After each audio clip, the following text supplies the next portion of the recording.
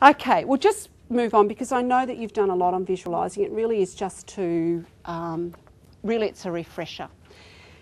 That visualising does strengthen inferential thinking. And remember this morning we looked at inference in this text, right down in prep, thinking, comprehending, visualising. Remember the panda and the inferential level thinking is often around the visual information in text. Taking it to what you can see, hear and smell, and graphic organisers to represent text, ideas and concepts. And just that consciousness that it is a self-regulating comprehension strategy. And as Karen was sharing with us, it can be that our low decoders and low comprehenders are not using this strategy, and it's a legitimate comprehension strategy that we can support our students to work on. I put that example in, how often does the film not match the book? That's because we visualised it as we've read. And I put Rebus in there. Did anyone watch that? Next one was John Hannah. You know exactly what you thought he was. You think John Hannah was the best one? I think the last guy they chose, I don't know his name, the older, craggier guy. There's a series of detective novels by a guy called Ian Rankin. He's a Scottish author, and his character is Rebus.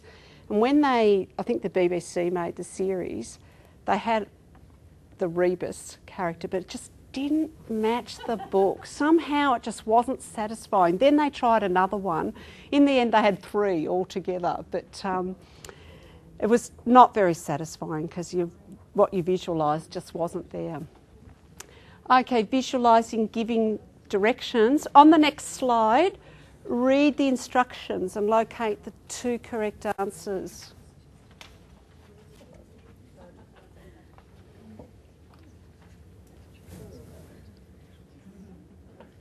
You can call out the answer when you know, 2 answers when you know. Did I hear someone say A? Yeah, A. There's 2 correct answers. Yeah, A and B. What did you have to do to work it out? Reread. Who had to visualise it? Yeah, me too. I had to visualise it to do it, to follow the directions. How often when we're giving directions do we say, oh, you go up that road, you go through a traffic light, and then you'll see a McDonald's on the right, and you go past that? Yeah, visualising. That question is actually a question out of the Self-4 assessment. Okay. And the reason that it works is that the mind stores information in 2 ways, linguistic or through image. That's the way our mind works. And that there is research around that comprehension of text increases when students can create detailed mental pictures of what they're reading. So that would be the why we would work toward this strategy. Okay.